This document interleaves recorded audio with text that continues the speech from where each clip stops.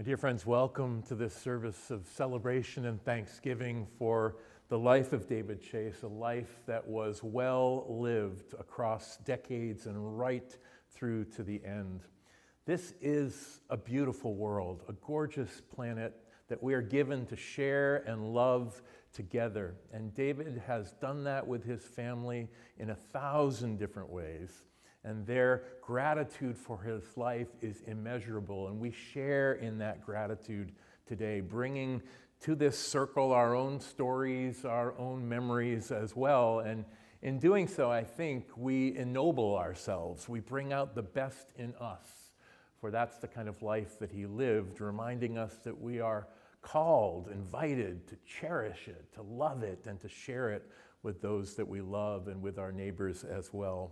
So we gather this afternoon to do something that's important not just to this family, but to all of us, to give thanks for a life that was richly lived and celebrate that life together. I invite you to come into this space exactly as you are. Your tears are welcome, your gratitude, your laughter, your applause is welcome.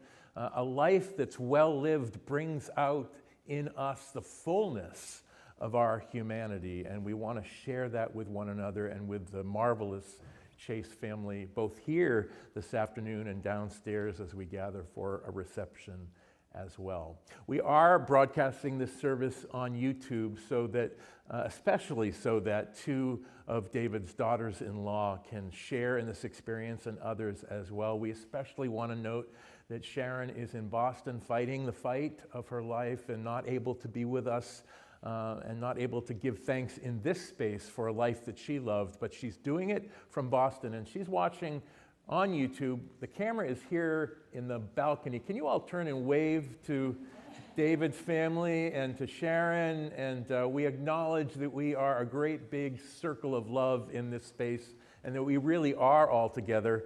As much as the technology has frustrated the pastor over the last 5 years, there are some reasons that it really, really works, and today is one of those. We come together with this family in this hour of celebration and tenderness to love you all and to care for you and to celebrate the life that you have together. I invite you to join me in a moment of prayer.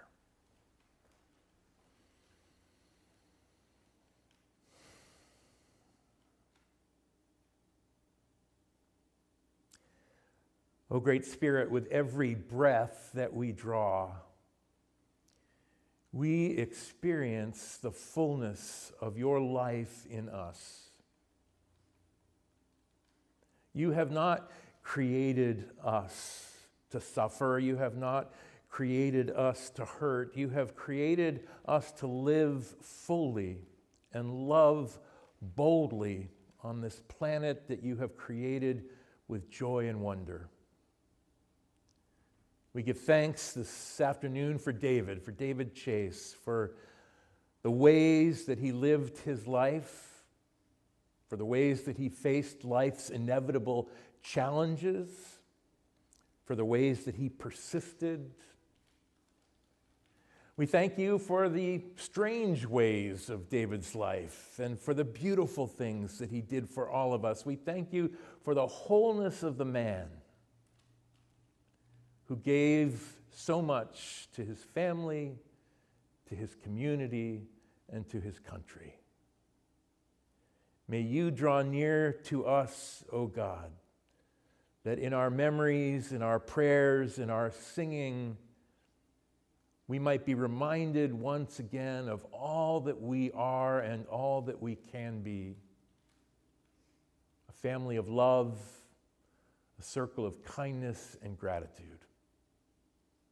All these prayers we offer together with the one that Jesus taught the church to say. Our Father, who art in heaven, hallowed be thy name. Thy kingdom come, thy will be done, on earth as it is in heaven. Give us this day our daily bread, and forgive us our debts as we forgive our debtors. And lead us not into temptation, but deliver us from evil. For thine is the kingdom and the power and the glory forever. Amen. Asa and Kristen.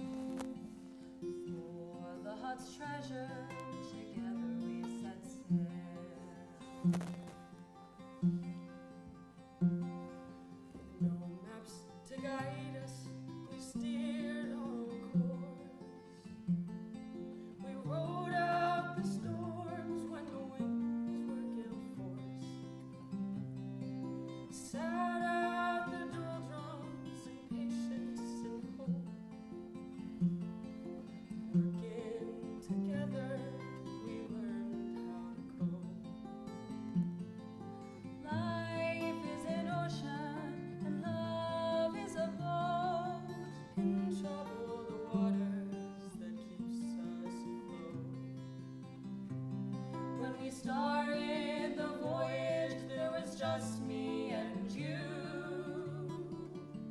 Now, gathered round us, we have our own crew.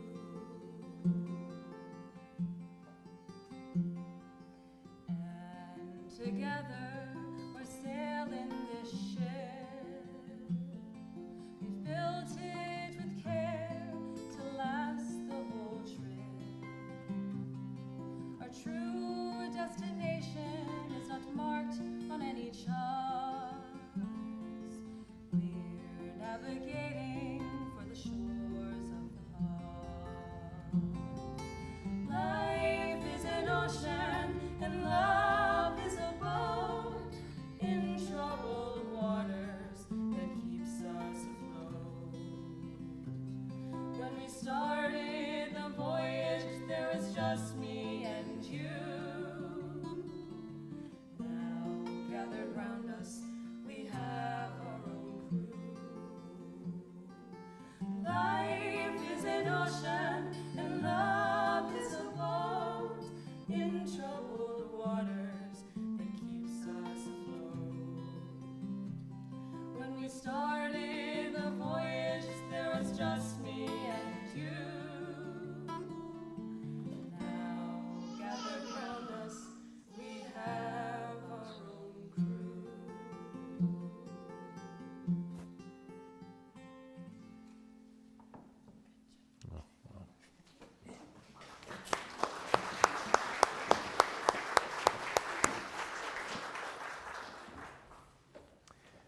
David and Ned.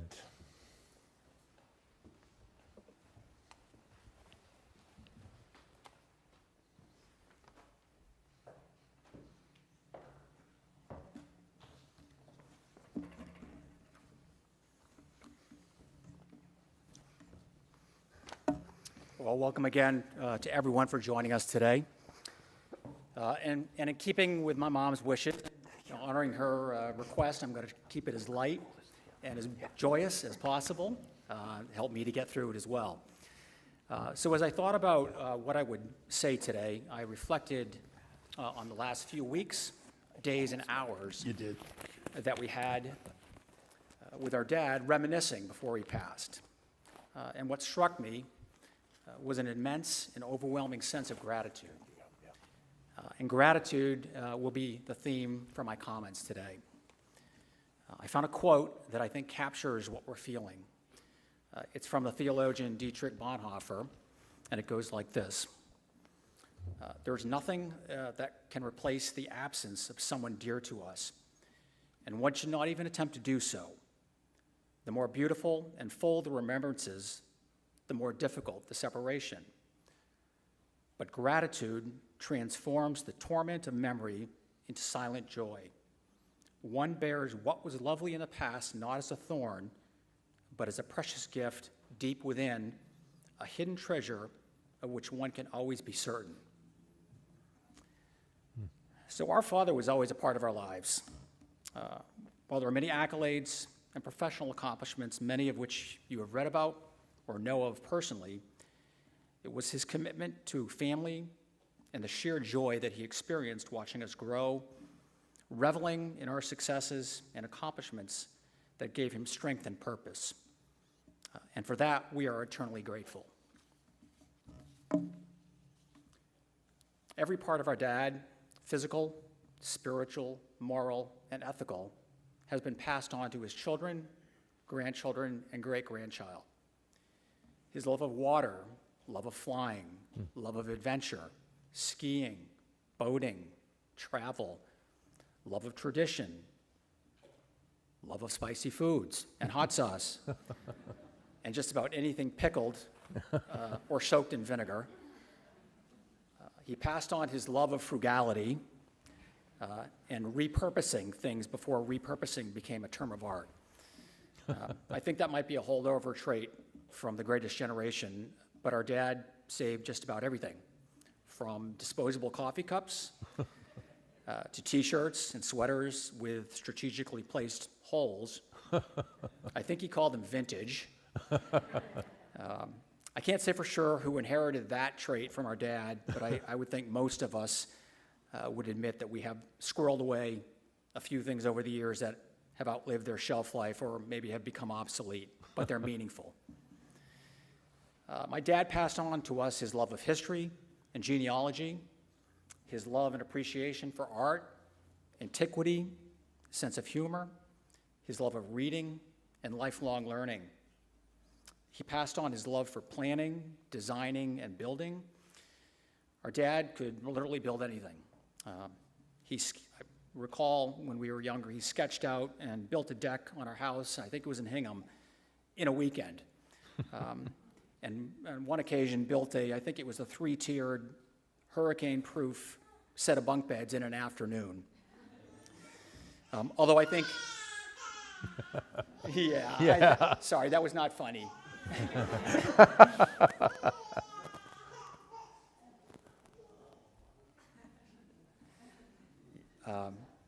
Although I'm sensing or guessing that he probably broke some child labor laws in the process, because even as school children, we were his indentured servants on most of his home improvement projects. But little did we know that he was actually passing on some life lessons when he was doing that. Somewhere in the house, basement or shed, my dad had just about every gadget on the market. He was equally handy with a power saw as he was with a screwdriver, and that's both the tool variety and the alcoholic variety. Ask anyone in this church who shares our dad's DNA, and they'll tell you it was the life that he lived every day that inspired all of us to pursue everything from higher education, flying lessons, careers in finance, to professional sports, the military, and childcare. Dad had a moral compass, and it was always pointed at true north.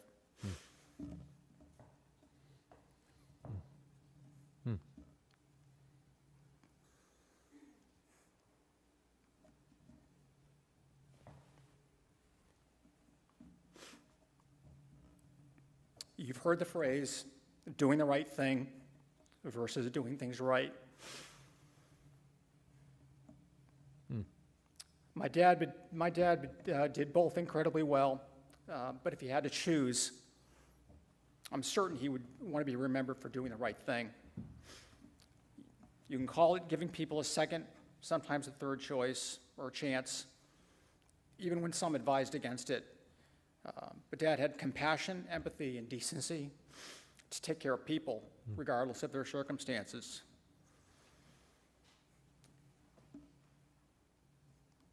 And he was justly rewarded for that graciousness in those relationships and bonds that he formed, that we have benefited from and dutifully carried on.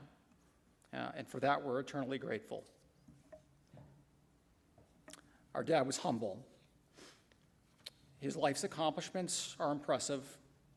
Decorated Army helicopter pilot, successful, highly respected real estate owner, businessman. He was licensed to fly both single and twin-engine aircraft. He was a community leader, actively involved in various local civil committees, boards, and also the University of New Hampshire Alumni Association.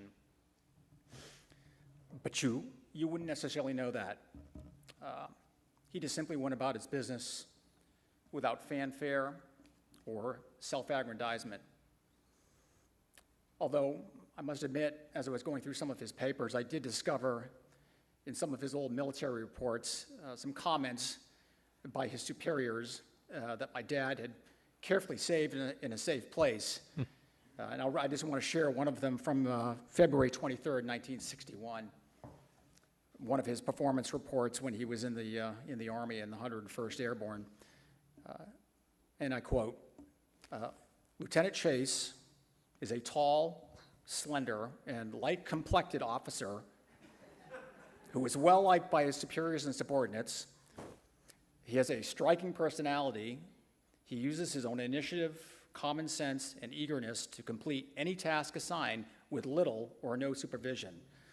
So, I guess being light-complected back in 1960 was an important attribute when you were in the Army. I'll leave it at that. I'm sure some of that went right to his head at the time. But with Dad as a shining example, humility is a virtue that runs deep in our family, looking outward instead of inward, focusing on serving others and acknowledging their value. He was quick to recognize his own shortcomings while heaping praise on the accomplishments of others, however minor, and always offering positive reinforcement. Our dad literally treated the janitor, and he was a janitor at times, he literally treated the janitor the same as the chief executive, showing equal respect and dignity regardless of job title or social status. We can all aspire to be that kind of person in our daily lives.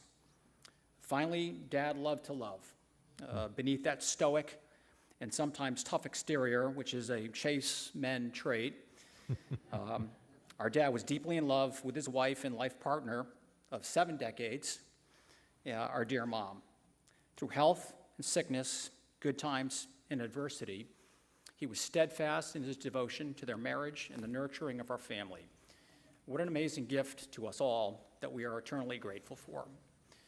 So I want to close in a similar way that I began.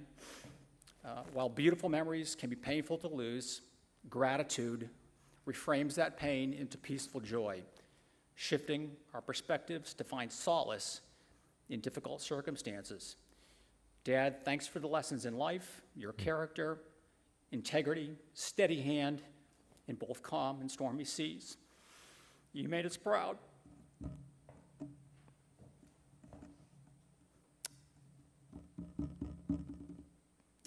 And I think we made you proud as well. That's right.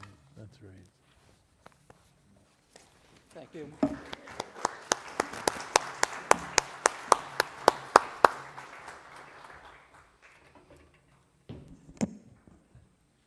Is that good? Sorry, my hearing aids may be a little bit weird here.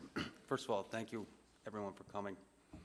You know, I was thinking about this for a while, and obviously there's some other events in my life going on, which not exactly ideal, but I could sit here and rant and rave and carry on about my father and all the great times and everything we did together. He did it his way. We were able to keep him at home, and he passed on peacefully. But there was one event that I wanted to think about, and I think it's really appropriate for not just my father's passing, but I think in general for everybody. I happen to be taking a course at UVM in philosophy department. That was a winner for everybody. That's a Everybody win. loved That's a those. win. About 200 students or so. And actually, come to find out, the professor was really cool. At the end of the semester, of course, the final exam comes up. This was even better. Everybody gets an A. Everyone. As long as you put on a piece of paper, what is life? That's a no-brainer. I was, this is going to be awesome. I was going to have a dissertation about life and everything. The only A I think I ever got in my entire life, too. At the end of the semester, let's say everybody's there, the professor wanted to highlight 3 different what is life papers.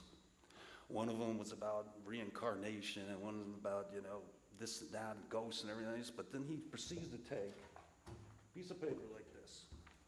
And I'm just going to use a little prop, even though you may not be able to see it. And I don't know if you can see that. It's an acorn. Taped to that piece of paper was an acorn.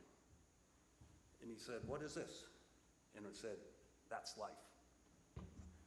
And that has stuck with me forever.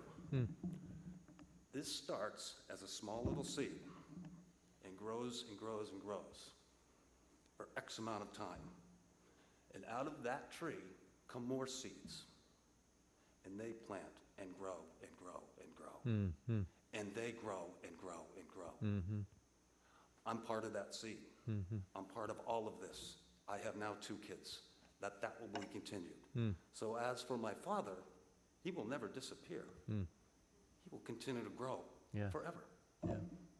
So I thank you all for being here. And it's not been great, but thank you. Amen. Amen.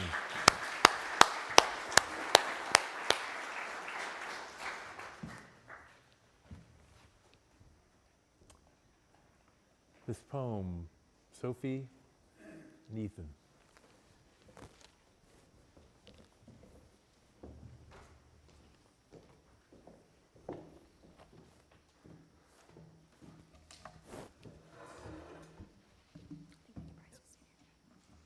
last voyage, Lizzie Clark Hardy.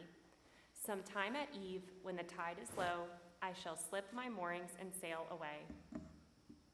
With no response to the friendly hail of kindred craft in the busy bay. In the silent hush of the twilight pale, when the night troops down to embrace the day, and when the voices call and in the waters flow, sometime at even, when the tide is low, I slip my moorings and sail away. Through the purple shadows that darkly trail over the ebbing tide of the unknown sea, I shall fare me away with a dip of a sail and a ripple of waters to tell the tale of a lonely voyager sailing away to the mystic islands where at anchor lay the crafts of those who have sailed before over the unknown sea to the unknown shore. A few who have watched me sail away will miss my craft from the busy bay. Some friendly barks that were anchored near, some loving soul that my heart held dear. In the silent sorrow will drop a tear. But I have peacefully furled my sail in moorings sheltered from storming gale, and greeted the friends who sailed before o'er the unknown sea and the unseen shore. Thank you.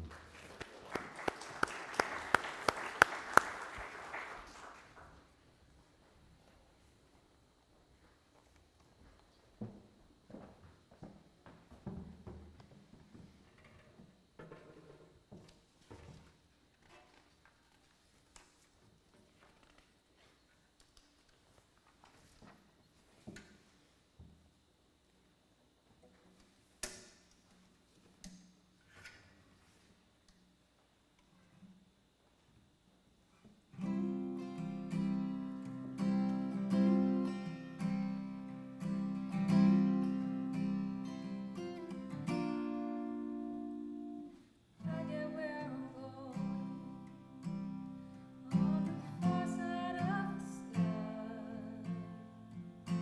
First thing that I'm gonna do is spread my wings and fly. Gonna land beside a light, run my fingers through his mane. I might find out what it's like to die a drop of rain. Yeah, when I get where I'm going, there'll be only happy tears. I will shed the sins and struggles I have carried all these years. I'll leave my heart wide open. I will love and have no fear. Yeah, when I get where I'm going, don't cry for me down here. Gonna walk with my granddaddy. He'll match me step for step. I'll tell him how I've missed him every minute since he's left. And then I'll hug his leg. Yeah, when I get where I'm going, there'll be only happy tears. I will share the sins and struggles I have carried all these years. I'll leave my heart wide open. I will love and have no fear.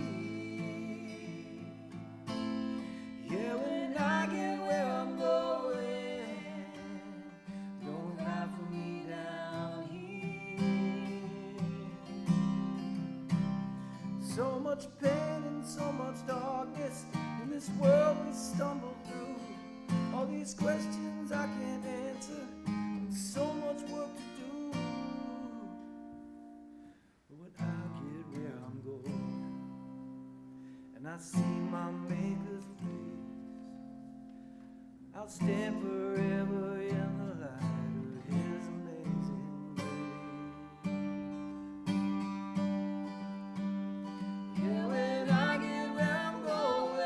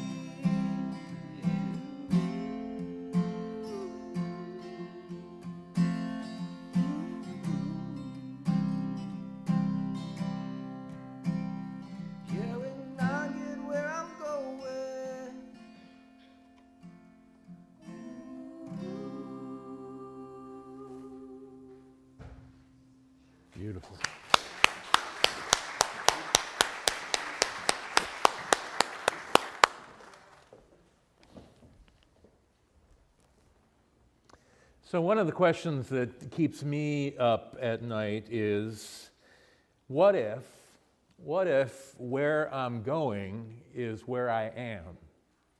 Right? What if all of these spiritual questions, all of these big topics that keep the theologians writing their volumes, what if it all boils down to this moment in time, and the way that we look at one another and treat one another and take these seeds, cradle them and warm them up so that they might grow.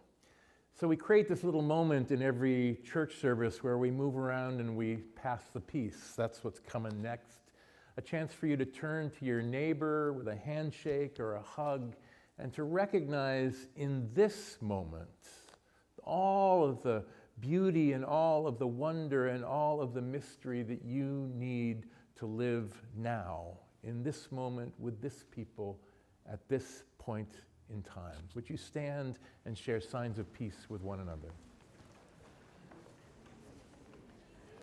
Would you mind just playing now for a few minutes? We're waiting for the honor guard to come from the military, and I think I'm a little early, so if you just, thank you so much.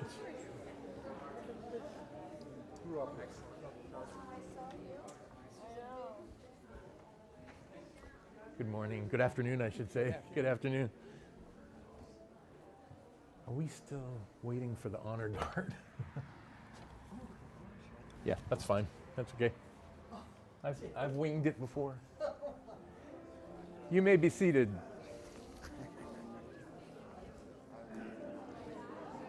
Oops, excuse me.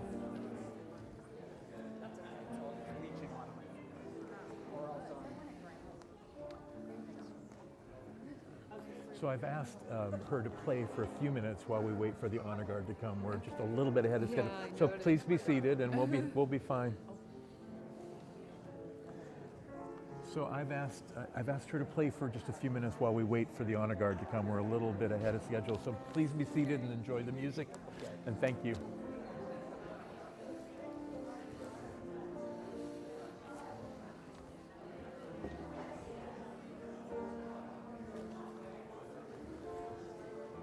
You may be seated. Thank you.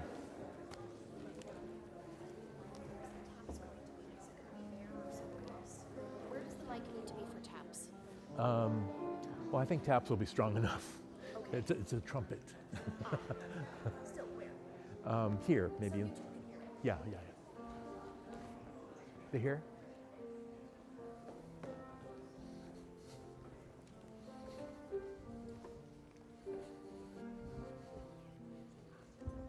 Three minutes.